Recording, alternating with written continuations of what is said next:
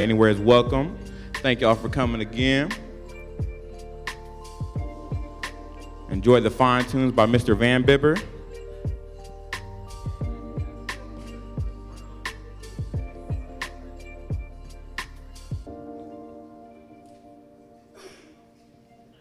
We got some state reps in the building tonight.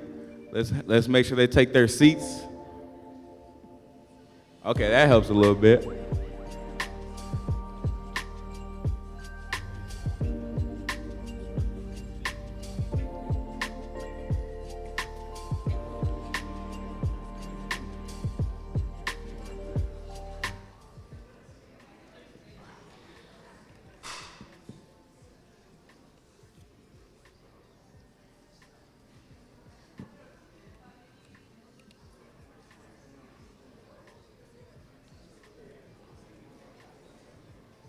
All right, with the last seats filling in, I will now get started.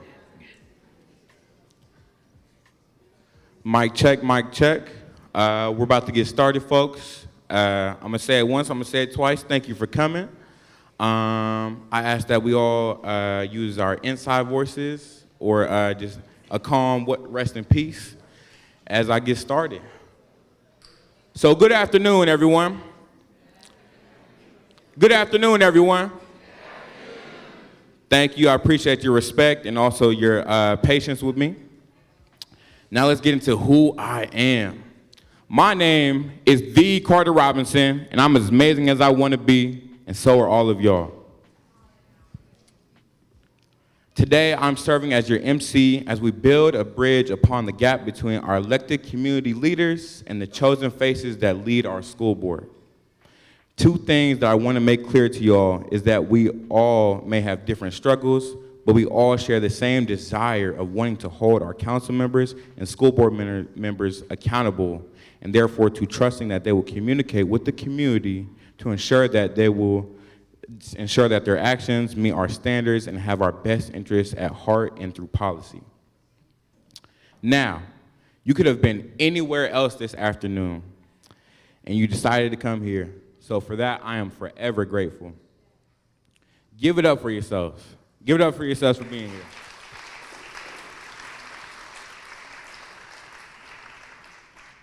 For many reasons, I like for us to acknowledge this here. This is the moment. The moment where we get to strengthen our connection with the emerging leaders in our community that are running for both council and for school board. As of course, never failing to maintain our relationships with the current political and educational leaders. I want to acknowledge that today we will be addressing the list array of crises that affect the citizens of Columbus and the children of Columbus City Schools. And we'll be doing so all at the one and only Fort Hays. For those that may not know, this is my alma mater. Yeah, clap it up for Fort Hays. Woo! For those that may not know, this is my alma mater. Fort Hays represents resilience, creativity, potential, and also some of the issues that we are all facing, like budget and funding cuts, less and less support funneled into DEI programs, and so much more. I hope with this speech I've galvanized you all and expressed how much it means to the future of the city that you are all here in these seats. Lasting change begins right here with all of us. Now, let's go over our prizes. We're also doing a raffle this afternoon, and everyone under the age of 25, you are in it to win it. A brand new Nintendo Switch, that is. The only three requirements is that you stay the whole time, you have a valid ID, and you have a ticket where you can get one over there after you signed up. We got an amazing day ahead of us, and I just want to thank our sponsors for this event and for this moment. Appreciate y'all.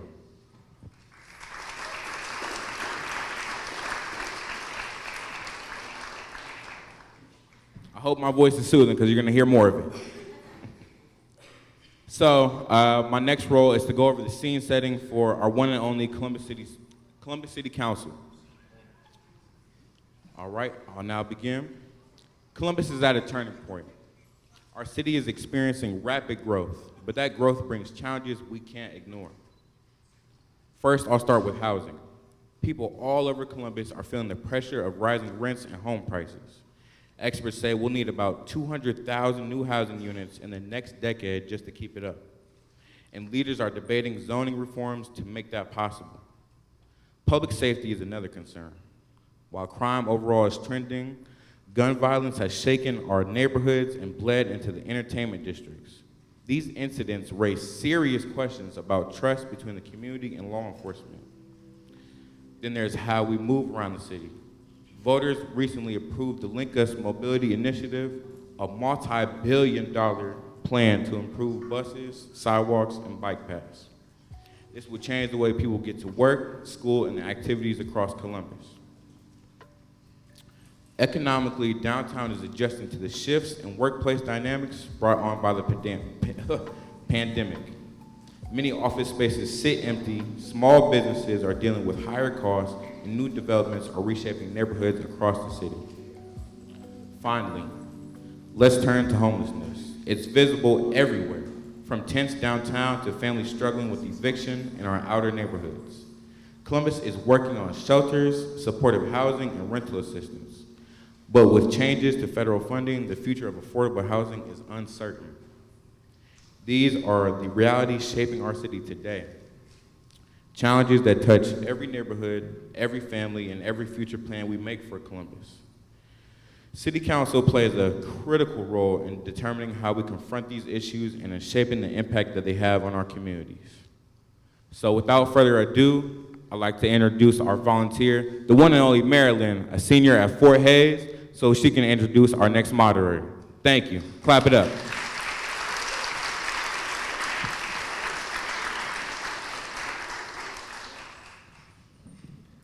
Hello, everybody. Oh, sorry. Hello, how's everybody today? Awesome. So I today have the privilege to introduce our moderator for Columbus City Council, Kyle Beachy. Kyle Beachy is a weekend evening anchor and reporter for NBC4. He graduated from The Ohio State University in 2017 with a master's degree from the College of Food, Agriculture, and Environmental Sciences with a specialization in communications and leadership.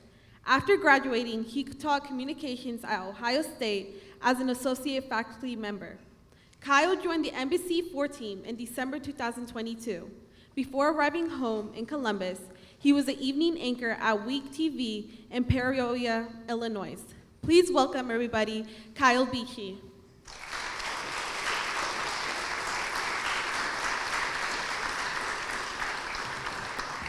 Thanks, Marilyn, and thank you everyone for being here today. This is a really cool event, and I hope everyone gets what they need out of this. I'm excited to be here. With that, let's introduce the two city council candidates. We have Tiara Ross and Jesse Vogel, if you guys can join me on stage.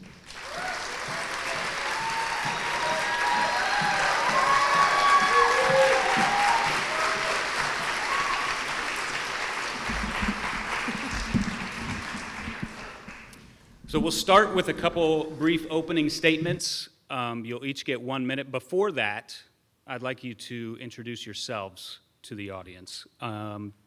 Tiara, we'll start with you. Good evening, everyone. Clap it up for yourselves. You all look beautiful this evening.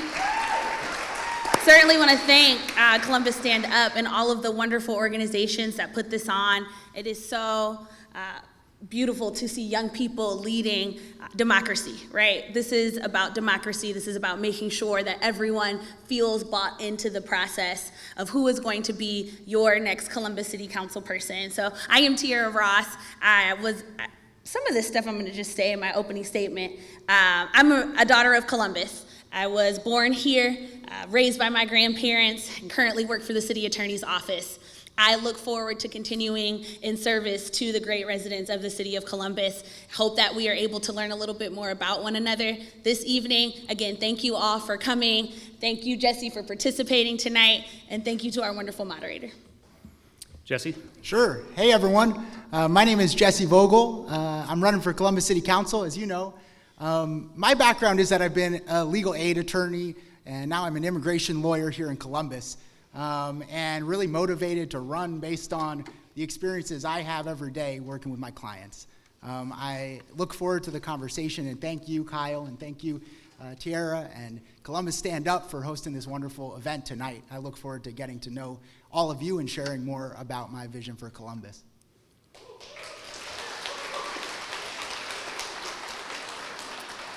Okay, I know you kind of got into your opening statement a little bit, but we'll start with a 1-minute opening statement, and you can do that now. Tiara first. All right.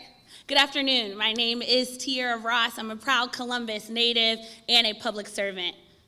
Born to a single mother and raised by my grandparents, I realized the importance of a strong village, because it was that village that was built through the 50 years of service to this community that allows me to stand up here today. And so I'm so grateful for the opportunity to be able to give back to the community that gave me everything. For nearly a decade, I have been fighting for justice, safety, and dignity for the residents of this city. As Deputy Chief of the City Attorney's Property Action Team and General Counsel for the Department of Inspector General, I have fought out-of-state corporate slumlords. I have returned thousands of dollars to exploited residents. I have shut down drug houses and businesses that are irresponsible and causing harm to our neighborhoods. I have worked to keep our seniors in housing, and I have built programming that trains hundreds of our city's officers to learn about cultural humility, to build public trust. I am running because I believe that I am a leader that listens deeply, acts boldly, and shows up with compassion. I'm running for city council because I believe that this city needs leaders that are not just comfortable shouting from the sidelines, but want to roll up their sleeves and actually do the work. And I'd be honored to have your support on November 4th.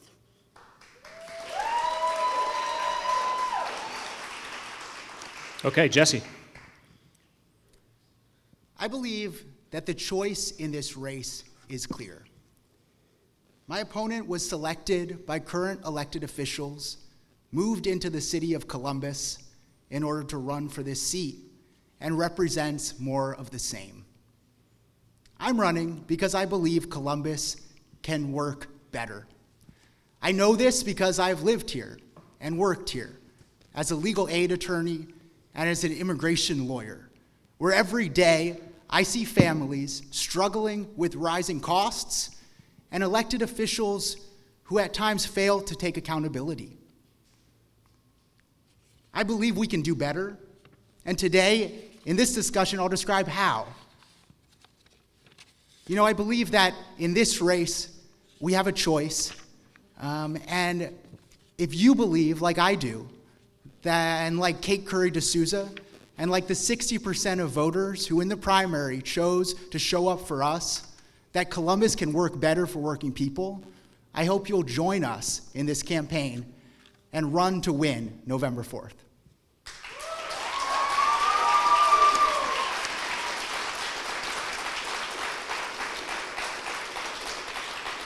So with this set of questions, you'll each have 90 seconds to answer. There will only be a rebuttal if one of you says something specific to the other person or about the other person during your answer. Otherwise, 90 seconds each, and I'll start with each of you alternating. Jesse, you mentioned rising costs, so we're going to start with housing and housing development within the city of Columbus. What specific policies would you pursue on city council to help increase the supply of housing here in Columbus? Thank you, Kyle. I believe we got to put people and their needs first rather than developers and theirs. And we need to lead with strategy and with accountability. You know, you mentioned in the opening, evictions are at a 20-year high in Columbus. We have increased homelessness. And right now, 6,000 homes in our city are owned by 6 institutional investors, including 36% of single-family homes in Linden. We've got to do better. I believe we can do that by building a strategy for housing that puts people first. We can do that by preserving existing housing that's at risk of being sold out from under us, like the unit that I live in at 22nd Street that's owned by a woman named Deb. She's owned for 14 years. We need to preserve places like that before it's too late. We can create a fund to hold as permanently affordable housing at rents of $750 a month or less. And we can build a policy that allows for a right of first refusal for tenants who are at risk of having their homes sold out from under them, and allow that foreclosed homes have the opportunity for tenants to purchase them so that we can protect against institutional investors and out-of-town interests that don't have our interests at heart coming in to make things worse for all of us. We can do that if we build a strategy and have accountability on council, someone willing to lift up their hand and say to folks in the Department of Development that something different is needed in this moment in order to keep our communities housed.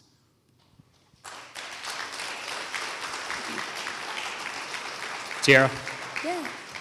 You know, housing affordability is a tough crisis, and there is no silver bullet to solving it. But the first thing we have to do is make sure that the amount of development that we are seeing keeps up with the pace of the growth of our city. Right now, we talked about it earlier, we are over 100,000 units short for housing in our community. If we do not build to catch up with the growth, then we are not going to be able to reduce costs for anybody. And so we have to make sure that we are clearing pathways to be able to do that, but for good developers that are going to be accountable. And when I say that, what I mean is we've got antiquated policies and procedures in our Department of Building and Zoning Services that cause delays where there don't need to be delays. And we do a good job of saying these are the things that we need. We don't necessarily do a good job of making sure that we're auditing our processes and procedures to actually get to the metrics that we need them to get to in order to see the solutions that we need for people. And so I hope to be able to continue in this work. I'm currently now working with the Department on Development on many things that will help us to build at the pace we are going to need to build at. And I want to be able to continue to do that, but we have to be able to keep our foot on the gas. We have to understand that affordability does not happen if we do not build according to the pace in which we are growing. And in order for us to do that, we have to look at the policies and procedures that we have now, challenge them, and do better in how we are delivering services to our community. We're going to stick on the housing and development topic for just a second. The question is, but I have a follow-up for this as well. Do you think that Columbus is building a sufficient amount of housing for all different income levels? And what policies would you pursue on the council in order to diversify the types of housing that the city is subsidizing? No, Sure. I don't. I don't think that we are building enough housing for everyone in every different income level, and you're seeing that with the pressure that our shelter system is going through today. And I think that the first thing that we need to do is really recognize that the city owning and operating housing that remains affordable forever truly doesn't get the amount of units that we actually need to bring down the cost of housing. We need to be able to lock arms and partner with the private sector, but we haven't done it in a way that's responsible to the people that actually need housing. So we do need to look into accountability measures that are going to make sure that when you say you are going to build affordable housing, that you're actually building housing that is affordable for the people you intend to build the housing for. We also need to understand that there's more than just developers that's a part of this equation. You have banks that's a part of this equation. There's always going to be money that's going to be lended. We are never talking about the banks in these conversations, about how a bank may require for a parking garage to be built and how that is going to probably raise your rent $100 a month in order to account for a parking garage. I live in an apartment building right now, and the parking garage is never full, but we're paying for that. So we need to talk about every stakeholder that is a part of this housing space and how we hold each one of them accountable for getting to the goals that the city needs to get to in order to take care of our residents. And same question, Jesse. Well, absolutely, we need to be building more housing at all sorts of levels to deliver on what people in Columbus need. But when I think about what my opponent just said, which is that we can't trust the public sector to hold and build housing that's permanently affordable, that fits people's needs, I also think about what we can't trust in the private sector. And, you know, earlier this year, last month, we saw a story about Colonial Village. You know, I've been a housing attorney representing tenants, sometimes who lived in places where mold was crawling up the walls. I got in there and fought against out-of-town landlords who allowed that to happen and got $20,000 back in a group of tenants' pockets last year. But I know that that's not going to the root of the problem. I also know that the city attorney's office's response in the Colonial Village case wasn't also going to the root of the problem.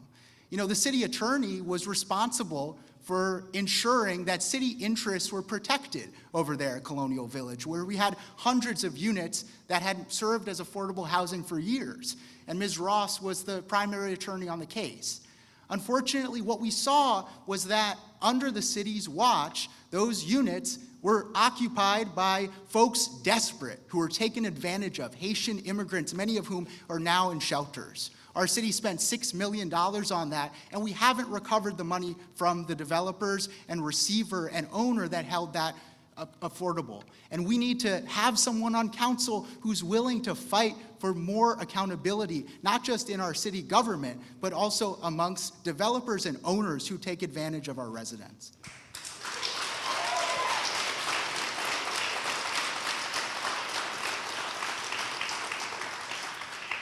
Accountability has been. Kyle, do you mind? Do I get to respond to that? Go That ahead. was- okay. Since he did mention one. Yeah, a couple of your things I comments. want to correct for the record. I feel like I'm going to be doing that a ton tonight. One, the city attorney's office filed the lawsuit to hold property owners accountable. What would we have done without doing that? For years, the community was asking for something to be done. And in less than a year from me joining the city attorney's office, something was done. We filed the lawsuit against the property owners of Colonial Village, held them accountable, and many of them have been federally indicted for the crimes that they committed to the residents of the city of Columbus. So what we have done is made sure that we brought in regional support, multi-state support, which is what you need to be doing as a council person, to partner with the folks that are going to be able to hold folks accountable when the city doesn't have the resources to do so. And quite frankly, I am traveling across the world and talking to folks that work for municipalities that wouldn't have done half of the things that we did for the residents of the city of Columbus. And so I'm very much proud of the work that we were able to do. I'm very much proud for being able to have held our administration accountable for putting the necessary money that we needed to put into that so that we could relocate folks and continuing to hold those folks accountable. In fact, the seed money from Sawyer Towers, which are the same owners, I don't know if you knew that, but in case you thought something wrong, this is the right thing to think. Sawyer Towers owned Colonial Village. We got $10,000 for each resident that got evacuated from that community, and it is the seed money for rental support that we use right now that supports people from being evacuated in the city of Columbus. And so again, I love to hear ideas. We need someone who is going to roll up their sleeves and do the work, and I am proud to have been doing it.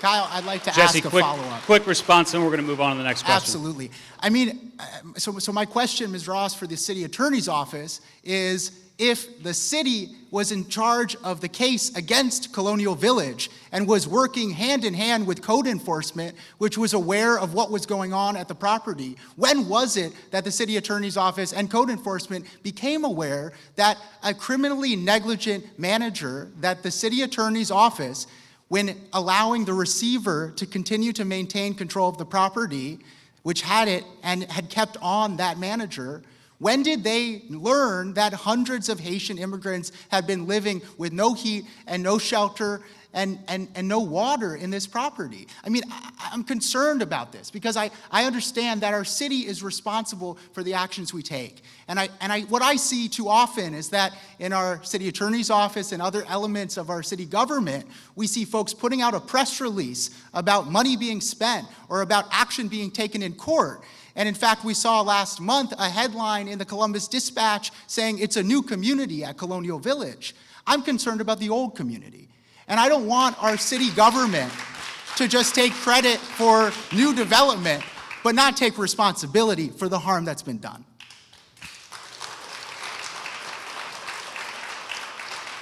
The word accountability has been used quite a bit. Let's talk about oversight within the city council. What tools does the city council have in order to hold organizations accountable? How can those tools be exercised? Jesse, we'll have you go first. Well, let's talk about one example of accountability. That's a recent one. Just this past summer, we saw a year anniversary of a data breach that was historic in nature, that impacted 500,000 people across the city of Columbus, that caused police officers, undercover cops, to sleep with a gun under their bed because their personal data was spread across the dark web and they feared for their lives. I believe we need accountability in city government. And what I saw in that case was that a city council appropriated $7 million last year for a report from a high-end law firm to try to understand what occurred in that data breach. That report has not seen the light of day, and the city attorney's office soon after that breach went after the public whistleblower who tried to hold the city accountable. I believe we can do better than that. What I think we need from City Council, and what I'd urge council members and Ms. Ross to ask for, is a complete audit from the city mayor, from Mayor Ginther, about what happened.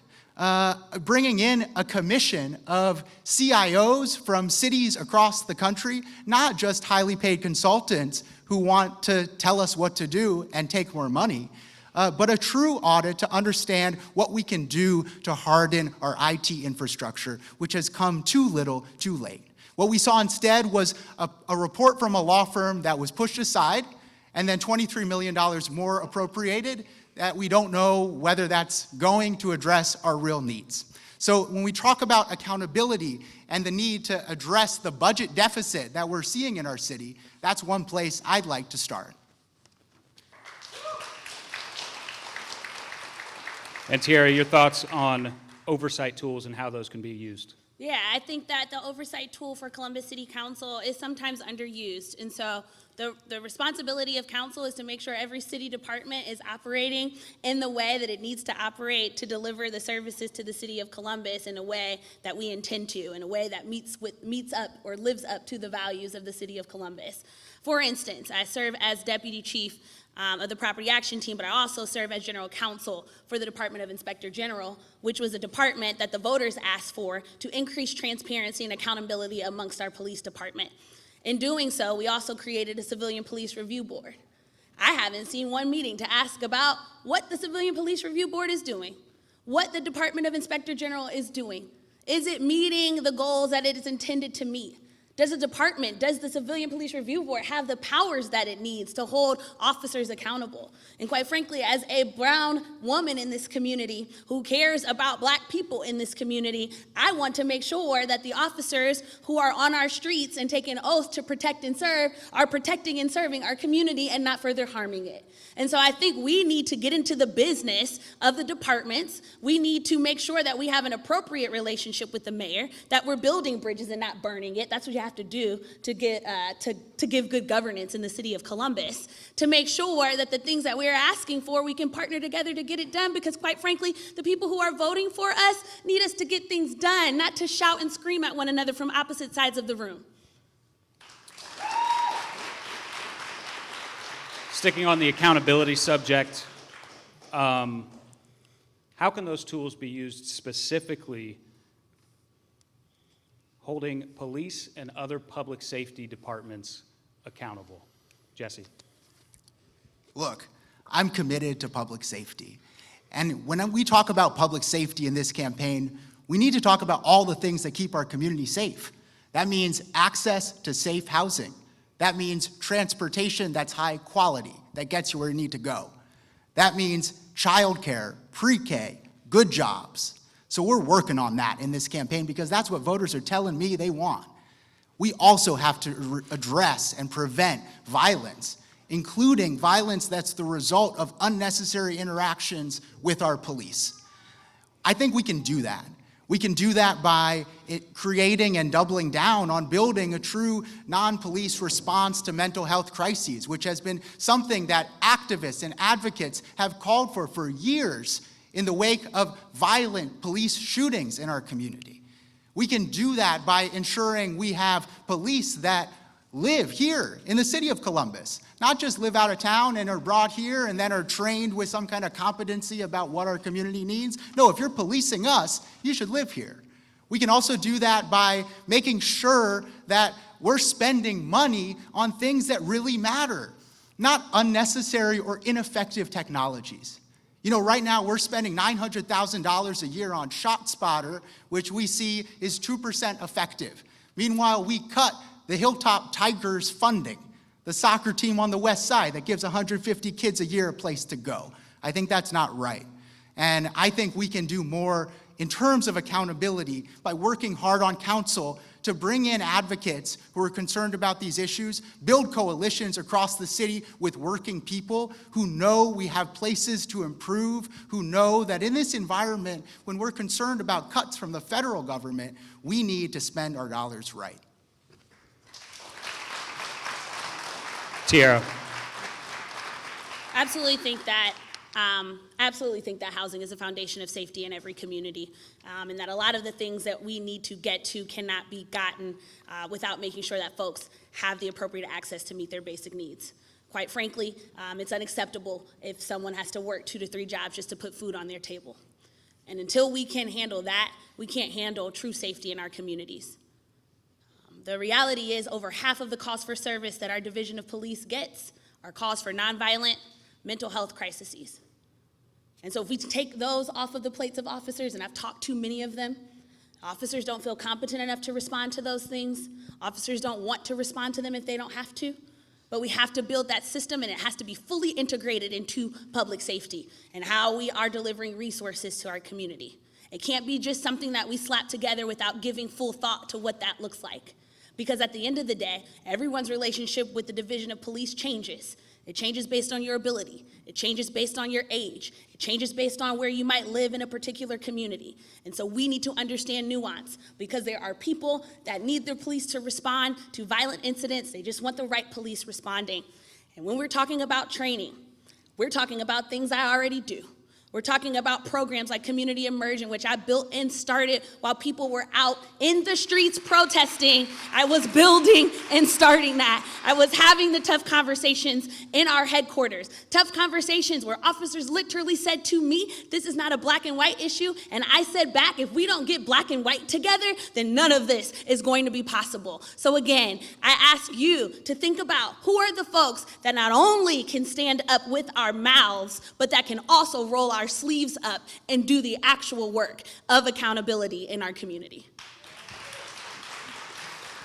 Sticking on the public safety subject for a second, the 2025 City of Columbus budget is about $1.23 billion. $774 million of that is earmarked for public safety, with $7.6 million for alternative response to police. Would you support shifting money to support more school-adjacent youth services and more alternative response to police? And if so, where would you take money away from? What areas of the budget would you replace that from? Tiara. Yeah, full stop. I would support the realigning of our budget to invest more in our young people. If that means more school resources, that means more school resources. If that makes making sure that young people have something productive to do over the summers, then that means making sure that young people have something productive to do over the summer. What I would implore the city to do is, because we oftentimes are doing that, is not just develop a department, have a press release and call it done and call it a box check. I would implore the city to create a holistic plan for how we are going to support our children from the time they are in school to the time they are out of school, and from the time they are out of school to the time they are at home, and that includes families as well. Because your nucleus family, if a child cannot eat, the child cannot learn. If a child is struggling at home, the child is going to struggle at school. So it is literally going to have to be a comprehensive plan. That might require shifting. It may not require defunding, but it may require realigning some of the things. And right now, public safety gets the most money out of our budget, so I'm sure there's some opportunities for realignment there. Jesse. I am really concerned about the budget in Columbus. I understand that there was a recent change in state law that made it so that our tax base reduced, our income tax base reduced, because you're taxed where you live rather than where you work. And that's a problem. We currently have a $50 million structural deficit in the city of Columbus. And I believe we should call on the mayor and his offices to work with council to develop a spending control plan. That spending control plan has to involve looking at what we spend on police and shifting money into alternative response. And I have a few ideas about where to start. I think one place to start is the millions of dollars we spent recently on 2 new police helicopters. The city of Columbus now has 8 police helicopters. Chicago has 2. That doesn't make sense.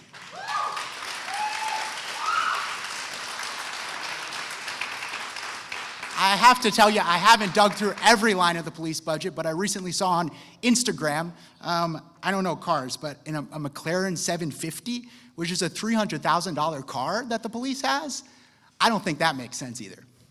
And, you know, I also believe that we have to tackle all these things together. We have to work together. And I'm fully prepared to do that on city council. And I don't appreciate the line of questioning that says that I'm not somebody who works with others. I'm somebody who, my whole life, has worked to bring people together around progressive change in neighborhoods. From the pandemic when I was a volunteer, bringing volunteers together to pick up packets with hand sanitizer and masks and go talk to folks facing eviction, which I did as a volunteer law student, to today when I work and advocate strongly on behalf of my clients every day, including negotiating across the table with tough adversaries.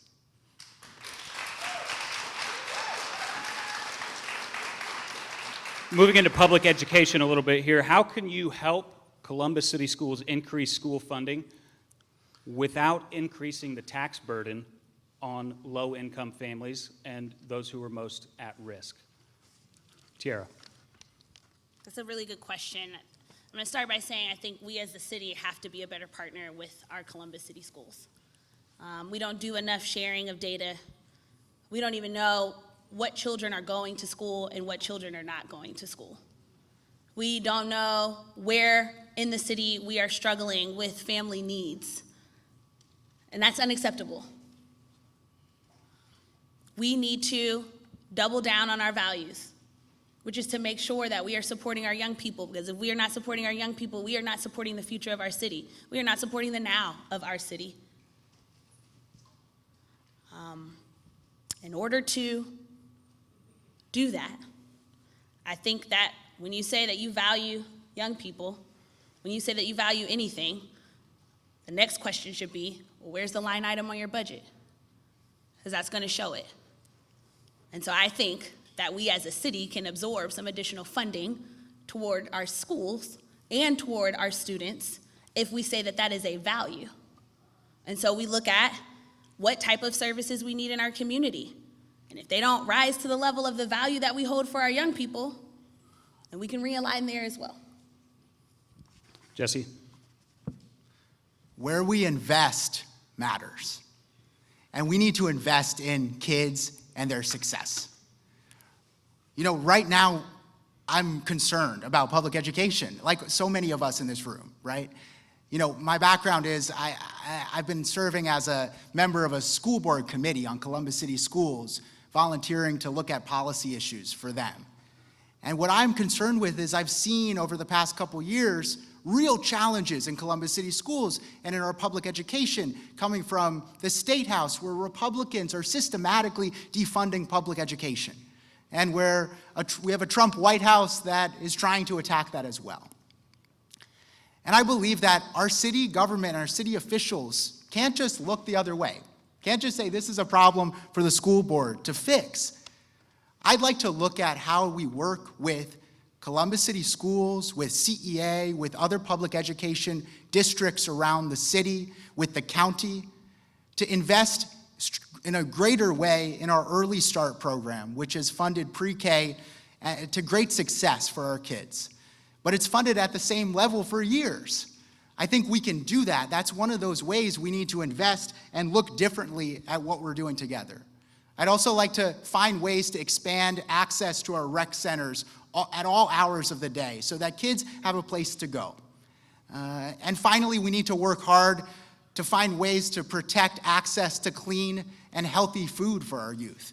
Folks who are living in neighborhoods that we see across the city as we're going out and talking to voters who don't have access to healthy food. You know, for example, in our District 7, we have the census tract with the lowest life expectancy in the state. All of that is a demonstration of where we invest and what matters. And right now, I have to tell you, we're not living up to what we need to do.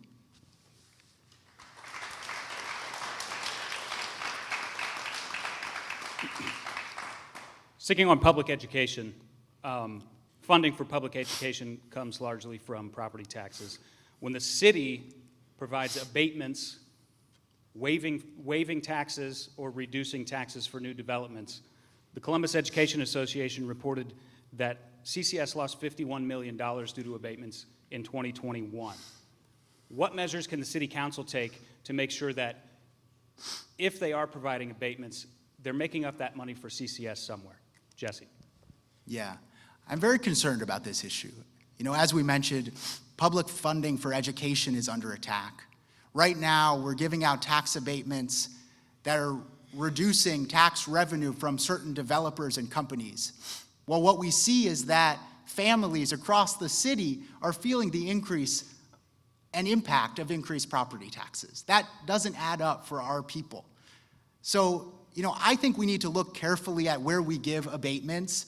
We need to hold those getting abatements accountable to do what we've asked them to do. We could create a report every year that shows where the abatements are going, what we asked for them, and whether we got it.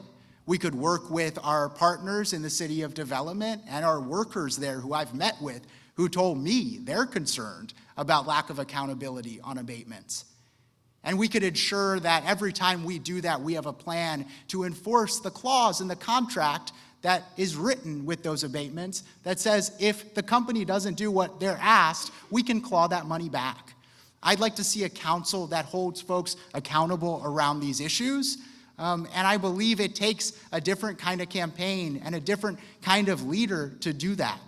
You know, my history has been standing up for working people on an individual basis, working people who are concerned about where they're going to send their kids to school. And I want to stand up for them on council to ensure that we're not mismatching where the money is going and where it's coming from, and that we have access to education for everyone who needs it. Tiara? Yeah, I absolutely agree that we have to have more accountability when it comes to tax abatements. A little bit of specifics with the City of Columbus. So less than 2% of the parcels in the City of Columbus enjoy a tax abatement. The tax abatement is on the improvement, it's not on the land. So our city schools are still getting the taxes for the land, for sure. In addition to that, 40% of the tax abatements are for owner-occupied homes in our city. My best friend is here right now. She would text me every day for the last 2 months saying, I can't wait until my tax abatement hits so that I can afford my mortgage. So tax abatements are not all the way wrong. We just have to be judicious in how we are using them. And we must make sure that we are holding the folks that get any money from the city, whether it's a tax abatement or a grant, accountable for the things that they say they are going to do with that money. As a follow-up to that, Tiara, I'll start with you first. Would you support an education first ordinance of no new abatements unless CCS was held harmless via dollar-for-dollar replacements that involved automatic clawbacks for job and housing shortfalls? I would certainly support something that gave the city more teeth in holding tax abatements accountable that were given to parcels that were going to otherwise forego on additional monies that would go to our schools. I would absolutely do that. I'm not going to answer that full stop because I think the details are important. And I think that we, as people who are in politics, will say a lot of things that make the folks clap, that get us on Instagram, that we can clip for our pages. But the reality is the details always matter if you're going to govern well. So I would like to look at that to make sure that it does the best for our students, that it does the best for our cities. But I would certainly be open. And Jesse? Yes, I would support an Education First initiative that focuses on holding those accountable who are getting the benefit of tax incentives and ensure that we continue to fund our schools, not at the expense of developers. Holding those developers accountable and making sure those abatements are being held accountable as well. Would you support putting together some sort of committee or working group and attending and committing to attend Columbus School Board meetings in order to make sure that those things are happening? Jesse? Yes, I already attend Columbus School Board meetings as a member of the Committee on Policy and Governance at the school board. And I believe it's really important in this time of real danger to work closely with our public school partners to ensure that they're supporting kids and we're supporting them. And Tiara? Absolutely. I was just at a forum a couple of weeks ago for the school board in our Somali community, and we talked a lot about the importance of partners in this time when the federal government is defunding our schools and the state government is not doing a ton better, although shout out to our good representatives that are here in the crowd. I think that we have to be a better partner with our school. I think that we should have a city school board master plan where we are talking about how the city can continue to be a good partner for the long term. I think that we should absolutely be having a committee on education. We have a lot of committees at city council. None of them talk about education for our children. None of them are focused on our young people.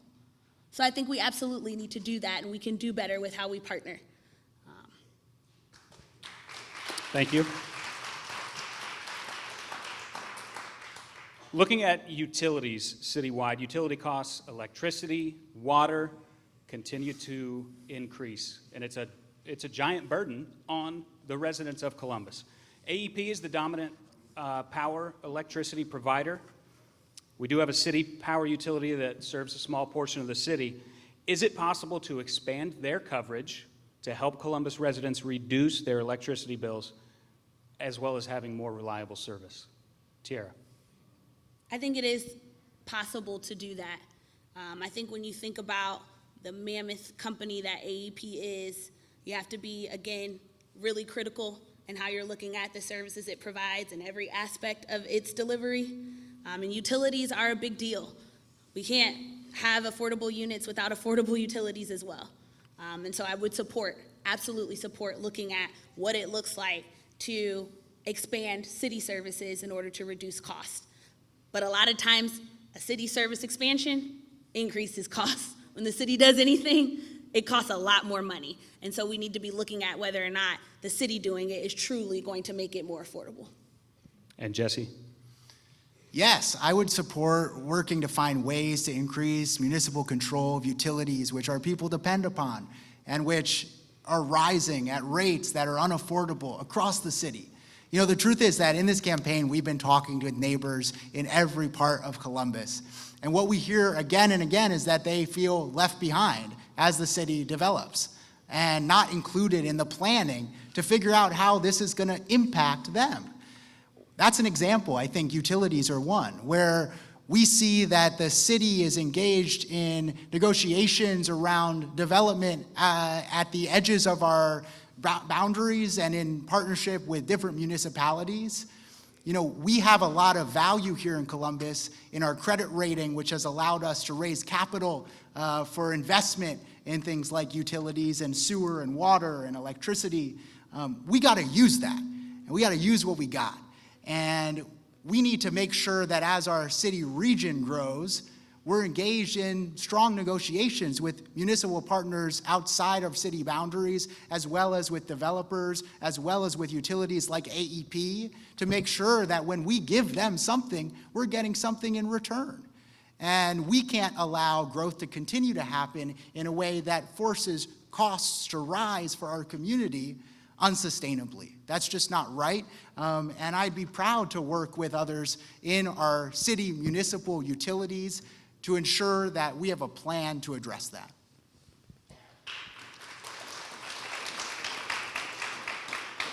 What can the city council do to help lower water costs specifically? And with all the development and data centers coming to Central Ohio that will be utilizing Columbus City water, how can we make sure that that's not driving up costs as well? Jesse? Well, that's sort of what I was just referring to. You know, I believe this is a challenge on electricity. It's also a challenge on water and increased rates.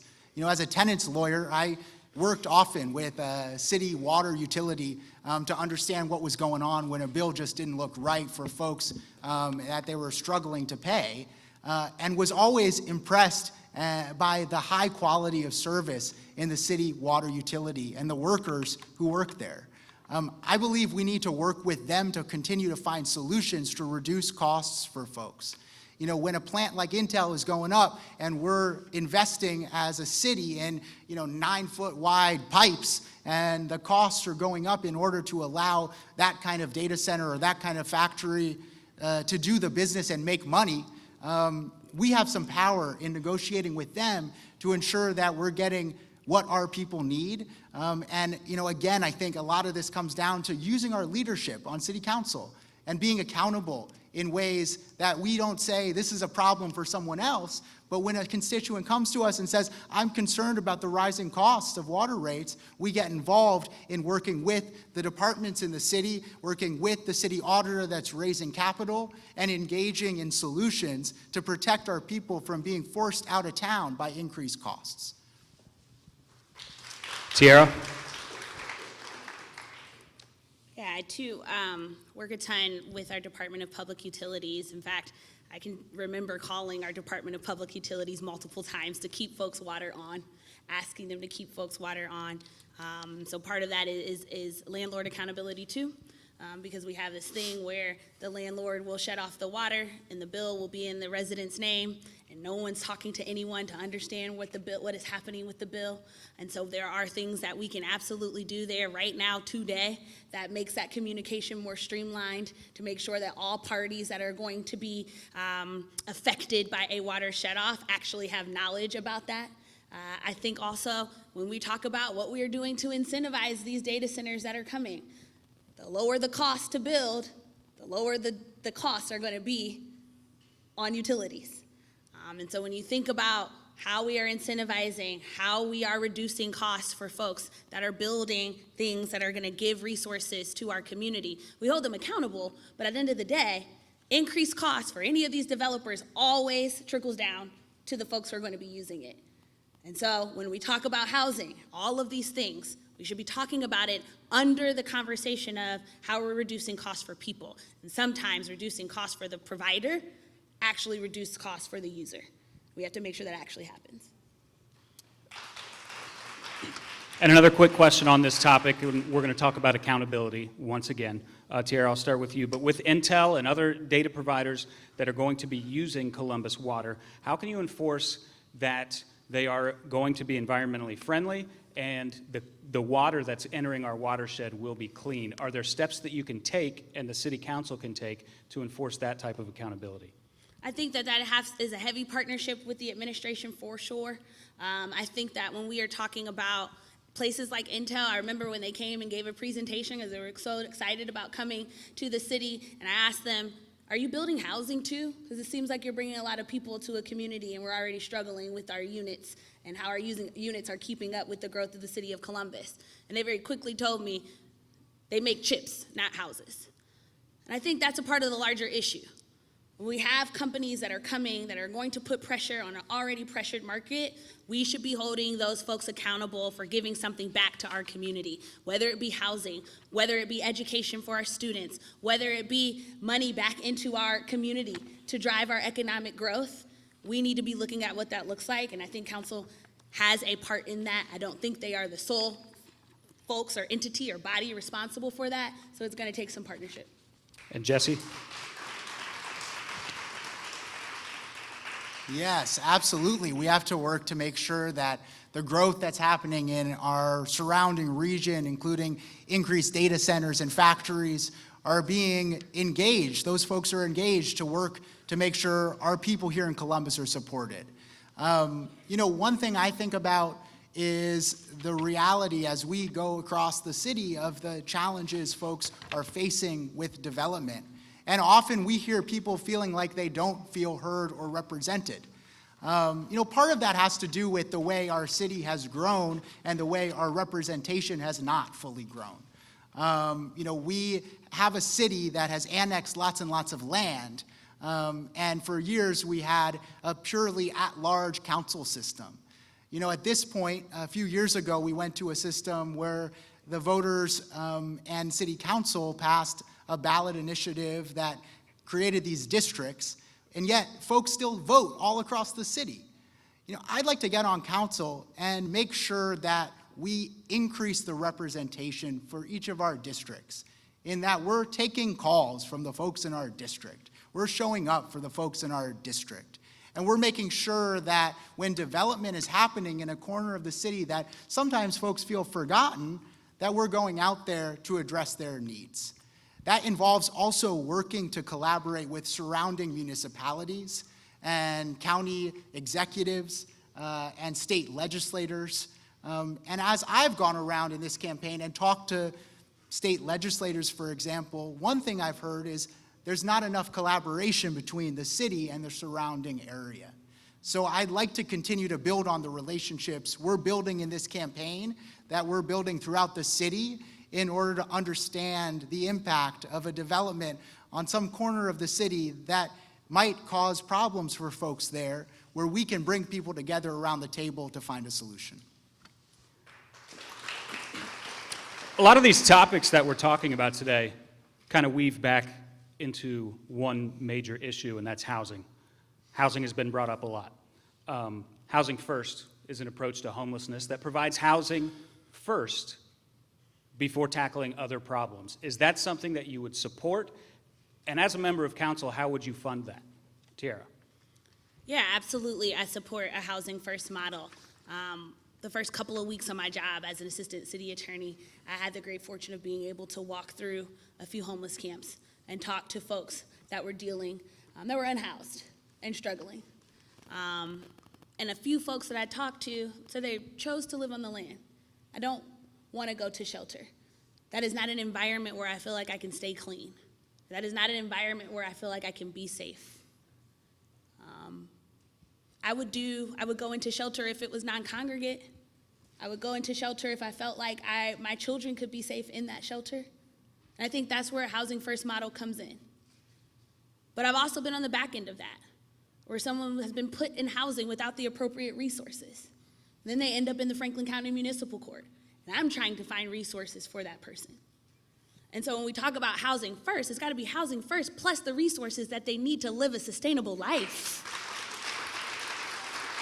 Otherwise, we are going to continue to perpetuate harms against our community, which is unacceptable.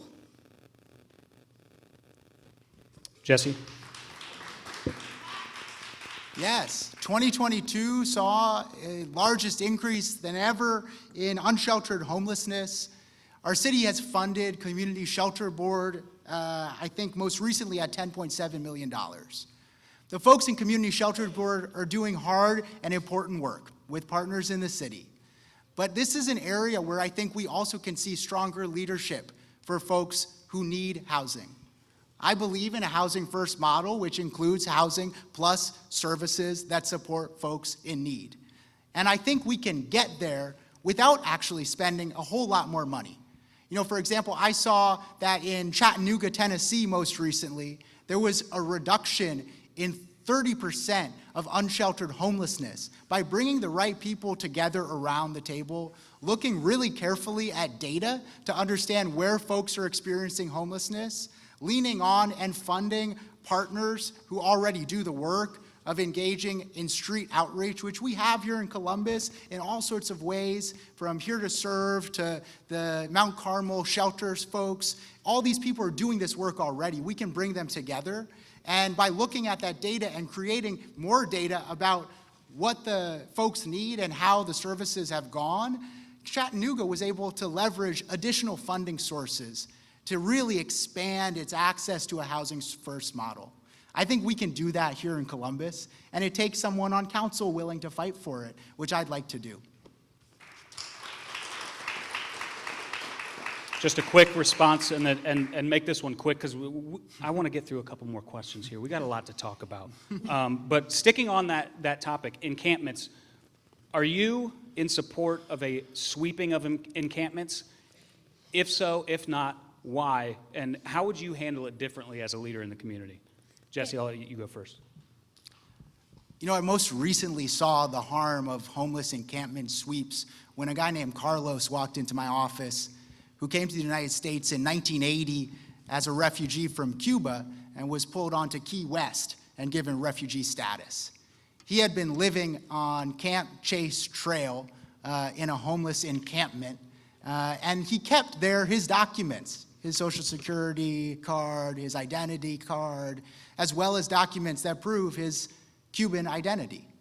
Unfortunately, there was a homeless encampment sweep that caused him to lose access to those documents. And that causes problems for a person like him. I think homeless encampment sweeps are violent. I think they are at times violative of due process rights of folks who need access to their stuff, who don't want the government to take it. And I'd like to work with the Department of Development and actually the Housing Stability Division that's being created to ensure that we have a plan to store and keep people's belongings and stop homeless encampment sweeps that cause unnecessary harm. Tiara.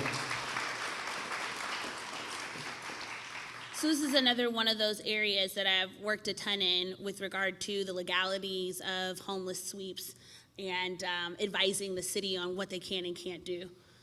But you hear from our most vulnerable every day about why they're choosing to live on the land, why they don't feel safe in our shelters, but also some of the root causes as to how they got there. And so I'm proud to have been able to start clearing some warrants from the city prosecutor's office to be able to reduce barriers into housing for folks who are living on the land.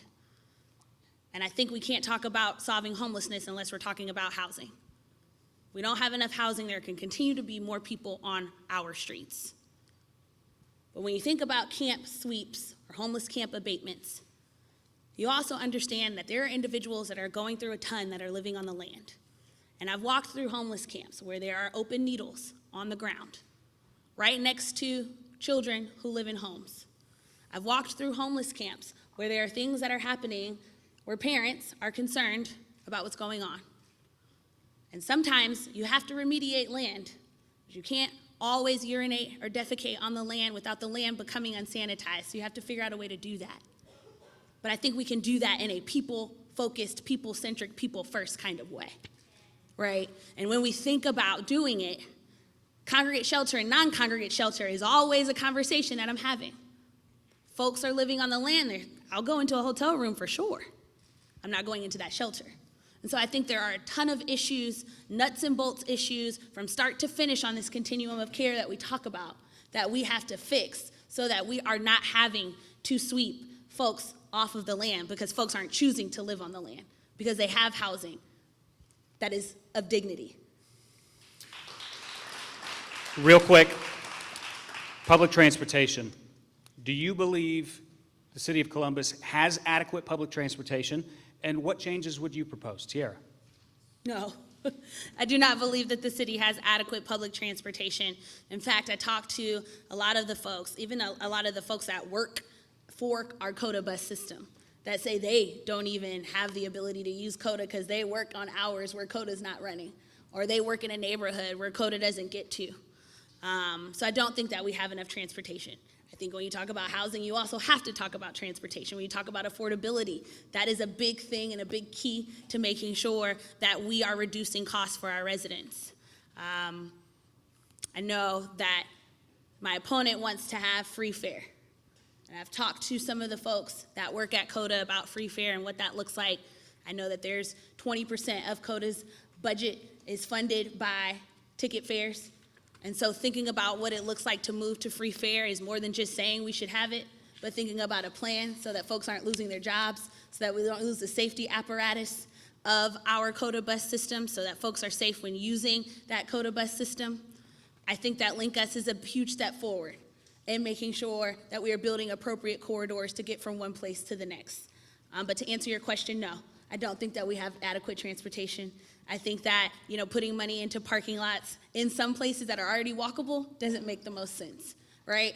But I also think that when you're telling someone who lives on the far east side of Columbus that they need to walk to get to where they're going, that is not practical. Jesse. I believe we can do better with public transportation. I mentioned earlier on what we read in the Dispatch a couple months ago, I think, which said that in District 7 in Columbus, we have the census tract with the lowest life expectancy in the state. Think about that. In Columbus, this great city, this growing city, folks are dying at 60. And the reason for that is because they're not able to access a grocery store with food they need to eat. They're not able to get to a doctor's appointment they need to get to. And I believe we have an obligation to fight for better access to transit. We passed a ballot initiative last year which increased the sales tax and which is going to be spent on Link Us and bus rapid transit. As council member, I would fight to make sure those dollars are spent as quickly as possible to increase service and increase affordability and access. I also believe that a free fare is possible on CODA because it was studied in 2020 for $80,000, found to be feasible. And as we've been talking about it in this campaign, members of CODA leadership decided to study it again. The study this time cost $250,000. And I think we can stop studying and get to work.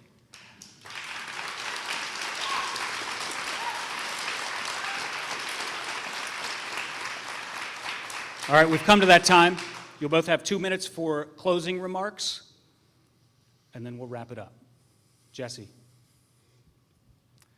My friends, as I said earlier, I think you have a real choice this year in Columbus City Council. My opponent and I have, though we agree on some things, have run pretty different campaigns. My campaign has been supported by over 1,200 individuals across the city of Columbus who have given money to support this race at $50 a median contribution. We've shown up, we've knocked 10,000 doors in the primary, we're on track to knock 15,000 doors in the general election. And the reason for that is that I believe we can do better in Columbus if we engage more people in the conversation. My opponent was chosen to run for this seat and moved into Columbus. And in the primary, we saw 3 elected officials spend $60,000 in in-kind contributions to support her campaign. And we're not entirely sure where that money came from. Was it a developer? Was it a corporate executive? Was it a law firm PAC? We don't know. So I believe you have a choice this year, and I'm honored and privileged to be engaged in this discussion across the city about the future of Columbus, about how we can build a city that works better for working people, that provides a housing strategy that's based on what people really need, rather than based on what developers want to see in our city, that can give folks transit so they can get where they need to go, even on the Harmon Avenue corridor where folks are dying at 60. We can do better. And I'm honored and privileged to be with you. I'm excited about what we're doing. And if you too believe we can do better, I hope you'll join our campaign, help us knock some doors, and get out and vote on November 4th.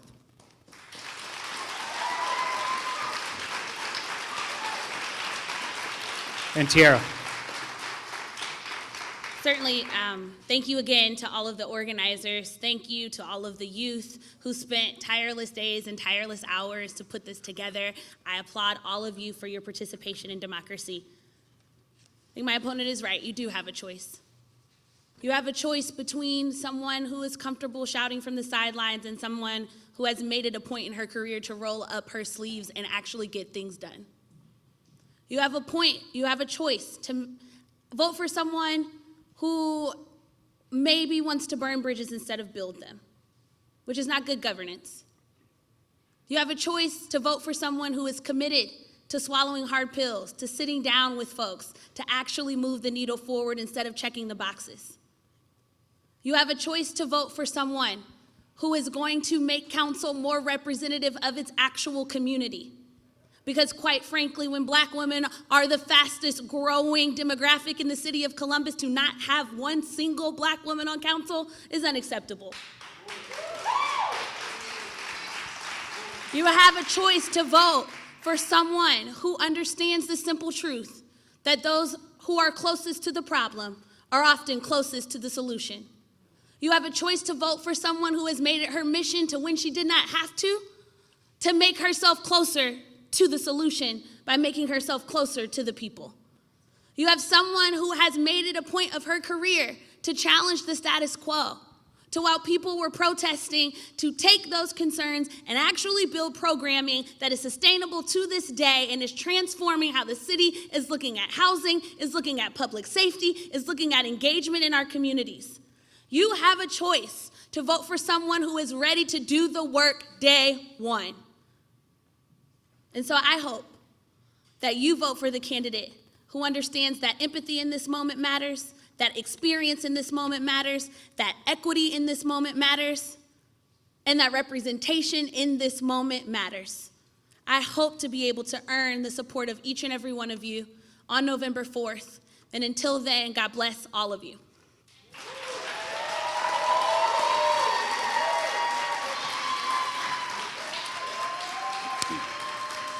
I understand that we didn't have time to get in every single question. So I would encourage everyone here, reach out to your candidates, reach out to your elected officials if you have a question, ask them directly. And Tiara, Jesse, thank you. And everyone else, thank you for being here today. It's been a pleasure. With that, I'm going to hand it back over to Carter.